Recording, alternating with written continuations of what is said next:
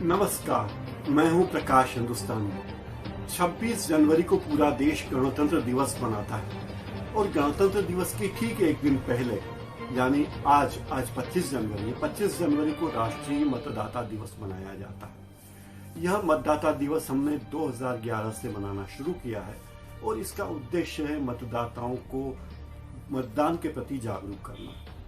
खास बात यह है कि ये जो हमारा राष्ट्रीय मतदाता दिवस है, इसमें हर साल हम एक थीम रखते हैं। इस साल की हमारी थीम है मतदाताओं को यानी देश के मतदाताओं को सशक्त, सचेत, सुरक्षित और जागरूक करना है। पूरा 2020 का वर्ष कोरोना से संघर्ष करते हुए बीता है। लगभग पूरा साल ही कोरोना से प्रभावित रहा है। इसलिए इस साल इस थीम में मतदाताओं को सुरक्षित रखना भी शामिल किया गया है। दरअसल हमारा देश आजाद हुआ था 15 अगस्त 1947 को और 26 जनवरी 1950 को हमने गणतंत्र दिवस मनाया था, पहला गणतंत्र दिवस मनाया था। तब ये सोचा गया था कि कोई भी गणतंत्र अगर मतदाता जागरूक नहीं हो तो गणतंत्र दिवस मनाने का कोई औचित्य नहीं है। और इसी विचार को ध्यान में रखते हुए 2011 से इसकी शुरुआत की गई थी। इसका उद्देश्य नए वोटरों को जोड़ना, वोटरों के नए मतदाताओं के वोटर कार्ड बनाना। आज एक और चीज हुई है कि आज 25 जनवरी 2021 को हमने ई वोटर लिस्ट जारी की है। यानी अब मतदाता ई वोटिंग वोटर लिस्ट में अपना नाम देख सकते हैं, अपना मतदान क्रमांक, अपना फोटो, अपना परिचय, अपना मतदान केंद्र वगैरह जान सकते हैं। इसके अलावा आज से एक वेब रेडियो की शुरुआत भी हुई है और साथ ही ई वोटर्स कार्ड भी जारी किया गया है। इस सब का उद्देश्य यह है कि मतदाताओं को अधिक से अधिक जागरूक किया जाए। एफएम रेडियो की तर्ज पर जो रेडियो शुरू हुआ है, वेब रेडियो, उसका उद्देश्य हिंदी, अंग्रेजी और तमाम प्रमुख भारतीय भाषाओं में मलयालम, तमिल, तेलुगु, गुजराती, बंगाली, मराठी आदि प्रमुख भाषाओं में मतदाताओं को जागरूक किया जा सके, उन्हें बताया जा सके कि देश में गणतंत्र तभी तक रहेगा जब तक कि मतदाता अपने अधिकारों के प्रति जागरूक रहेंगे, अपने कर्तव्यों के प्रति भी जागरूक रहेंगे। आमतौर पर अपने देश में मतदाता जागरूक तो बहुत है, लेकिन उनकी सारी जागरूकता अपने अधिकारों के प्रति है, कर्तव्य के प्रति उनकी जागरूकता थोड़ी कम है। इसलिए ये सोचा गया कि मतदाताओं को जागरूक बनाने का भी अभियान शुरू किया जाए और उसी के तहत ये कार्य शुरू किया गया है। अब भविष्य में भारत के मतदाता ई वोटर कार्ड भी देख सकते हैं, अपना वोटर कार्ड डाउनलोड कर सकते हैं।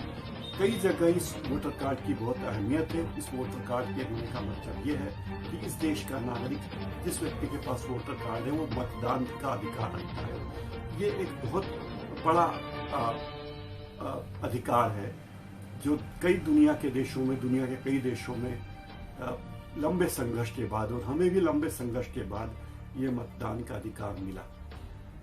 अभी होता ये कि इस देश में लोकसभा, विधानसभा, पंचायत चुनाव, कोई भी चुनाव हो, जब आम लोगों को वोट देने का मौका आता है तब लोग अपने अधिकारों के प्रति तो जागरूक हैं, लेकिन कर्तव्यों के प्रति जागरूक नहीं है। देश के हर नागरिक का कर्तव्य कि वह मतदान में भाग ले और 100% लोग मतदान में हिस्सेदारी करें, लेकिन ऐसा होता नहीं है। इस देश में औसतन 60, 65, 70% तक वोट पड़ते हैं। कहीं कहीं बहुत ज्यादा चुनाव किसी मतदान क्षेत्र में 70%, 80% तक भी वोट गिरते हैं, लेकिन हर चुनाव में लोग 100% वोट दें, ऐसी कोई व्यवस्था इस देश में नहीं है। अभी इस बारे में भी चर्चा हो रही है और कई लोग कहते हैं कि हमें मतदान अनिवार्य करने की दिशा में सोचना चाहिए। यानी जिस व्यक्ति को मतदान का अधिकार है, मतदान के दिन अनिवार्यतः छुट्टी रखी जाती है, तो सब लोग उस छुट्टी का उपयोग मतदान के लिए करें पहले, इसके बाद अन्य कार्य के लिए करें। लेकिन अभी ये देखा जाता है कि जितने कर्मचारी वर्ग के लोग हैं वे मतदान के दिन मतदान करने नहीं जाते और छुट्टी मनाने जाते हैं। उन्हें लगता है कि मतदान के दिन छुट्टी होना एक अन्य छुट्टियों की तरह ही एक छुट्टी है, लेकिन ऐसा नहीं है। मतदान के दिन छुट्टी होना एक सामान्य बात नहीं है, ये एक विशेष दिन है। इसके विपरीत ऐसे लोग भी हैं, युवा मतदाता ऐसे भी हैं जो मतदान का समय शुरू होने से 1 घंटा 1.5 घंटा पहले ही जाकर लाइन लगा लेते हैं। कई लोग इस बात में बड़ा फक्र महसूस करते हैं कि हमने सबसे पहले वोट दिया है। अब इस देश में ये मांग भी की जा रही है कि टेक्नोलॉजी इतनी बदल चुकी है, अब कोरोना का संक्रमण फैल रहा है, इसलिए मतदान केंद्रों में व्यक्ति की, मतदाता की सशरीर उपस्थिति अनिवार्य न की जाए, बल्कि ई वोटिंग भी शुरू की जाए। यानी इंटरनेट के माध्यम से आप ई वोटिंग कर सकते हैं। अभी दुनिया के 14 देशों में ई वोटिंग की पद्धति शुरू है। 2005 में एस्टोनिया ने इसकी शुरुआत की थी। मतदाताओं को कहा था कि वे वोट देने के लिए मतदान केंद्र तक आए, ये जरूरी नहीं है, वे अपने घर से या कार्यस्थल से या जहां भी वे हैं वहां से ऑनलाइन वोटिंग कर सकते हैं। हालांकि इसके पक्ष में विपक्ष में लंबी बहस हो रही है। ये भी कहा जा रहा है कि अगर ई वोटिंग की प्रथा शुरू हुई तो उसका दुरुपयोग भी हो सकता है, ये बात भी कही जा रही है। लेकिन इसके पक्ष में भी काफी देश बात कर रहे हैं। सन 2015 में भारत में मतदान व्यवस्था में एक नई चीज जोड़ी गई है, वो थी नोटा। यानी अगर किसी उम्मीदवार, किसी मतदाता को लगे कि चुनाव में जितने भी उम्मीदवार खड़े हुए उनमें से कोई भी उसके मत का अधिकारी नहीं या वह किसी को वोट नहीं देना चाहता, तो उस दिन वह मतदान केंद्र पर जाकर नोटा का बटन दबा सकता है या नोटा के मतपत्र पर सील लगा सकता है। इसका उद्देश्य यह है कि हम जागरूक नागरिक हैं और मतदान में हमारी रुचि है, लेकिन इस क्षेत्र में जितने लोग खड़े हुए हैं हम उनमें से किसी को भी, उनमें से एक भी उम्मीदवार को इस लायक नहीं मानते कि वो हमारा अधिकार, हमारे वोट को पा सके। भारत में नोटा शुरू हुआ, लेकिन राइट टू रिजेक्ट ये नहीं।